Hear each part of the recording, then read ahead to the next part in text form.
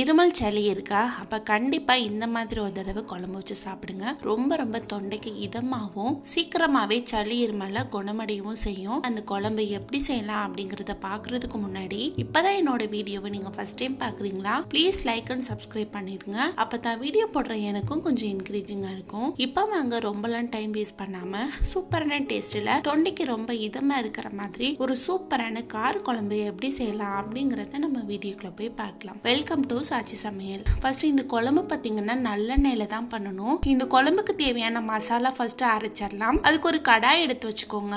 அதுல ஒரு 2ல இருந்து 3 ஸ்பூன் அளவுக்கு நல்லெண்ணெய் சேர்த்துக்கிறேன். எண்ணெய் நல்லா காஞ்சதும் இதுல 1 ஸ்பூன் மிளகு, 1 ஸ்பூன் ஜீரகம், 1 ஸ்பூன் உளுந்து, 1/2 ஸ்பூன் வெந்தயம், 1 ஸ்பூன் கடலை பருப்பு, 3 மிளகாய் வத்தல், 1 கொத்து கருவேப்பிலை, இது எல்லாத்தையும் போட்டு தீய நல்லா மிதமா வச்சு வறுத்தெடுத்துக்கலாம். மிதமா வச்சு வறுக்கும் போதுதான் இதோட ஃபிளேவர் எல்லாம் கறி போகாம சாப்பிட்றதுக்கு நல்ல டேஸ்டா இருக்கும். இப்ப பாருங்க, நம்ம போட்ட பருப்பெல்லாம் ஓரளவுக்கு செவந்து வந்துருச்சு.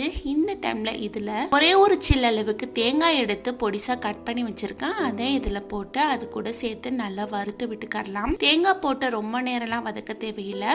ஒரு நிமிஷம் மட்டும் அந்த எண்ணெயில நல்லா பொரிஞ்சு வந்த பிறகு கேஸ் ஆஃப் பண்ணிட்டு இதை நல்லா ஆற வச்சிடலாம். இப்ப பாருங்க, இதோட சூடு நல்லா தணிஞ்சிருச்சு. இந்த டைம்ல இதுல ஒரு 2 ஸ்பூன் அளவுக்கு மிளகாய் தூள், 2 ஸ்பூன் மல்லித்தூள், 1/2 ஸ்பூன் மஞ்சள் தூள், அடுத்து இதுக்கு தேவையான அளவு உப்பு, இது எல்லாத்தையும் போட்டு அந்த எண்ணெய் கூட நல்லா மிக்ஸ் பண்ணிட்டு ஒரு மிக்ஸி ஜார்ல போட்டு நல்ல பேஸ்ட் கணக்கா அரைச்சு எடுத்துடலாம். அடுத்து அதே கடாயில கூட 2 ஸ்பூன் அளவுக்கு எண்ணெய் சேர்த்துக்கோங்க.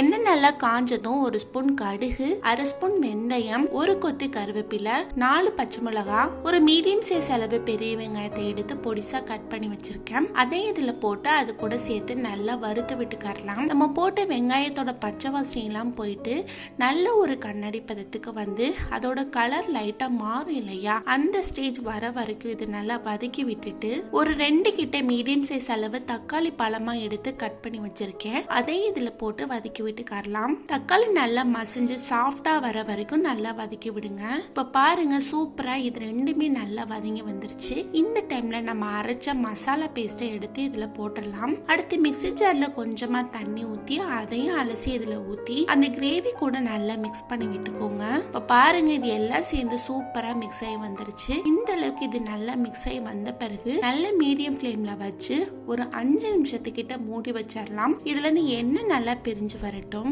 ஒரு 5 நிமிஷம் ஆயிடுச்சு. எண்ணெய் பாருங்க சூப்பரா செப்பரேட் ஆக ஆரம்பிச்சிருச்சு. இந்த டைம்ல இதுல ஒரு சின்ன லெமன் சைஸ் அளவு புளி எடுத்து கரைச்சி எடுத்து வச்சிருக்கேன். அதே இதுல ஊத்திடலாம். இந்த டைம்ல உங்களுக்கு எந்த அளவுக்கு குழம்பு தேவையோ அந்த அளவுக்கு தேவையான தண்ணியும் சேர்த்து நல்லா மிக்ஸ் பண்ணி விட்டுட்டு மூடி வச்சிருங்க. நல்ல சிம்ல வச்சு ஒரு 15 நிமிஷம் விட்டுருங்க. அப்பதான் குழம்புல மசாலா எல்லாம் நல்லா செட் ஆகி எண்ணெய் நல்லா பிரிஞ்சு வரும். அதே நேரத்துல குழம்போட டேஸ்ட் ரொம்ப சூப்பரா இருக்கும்.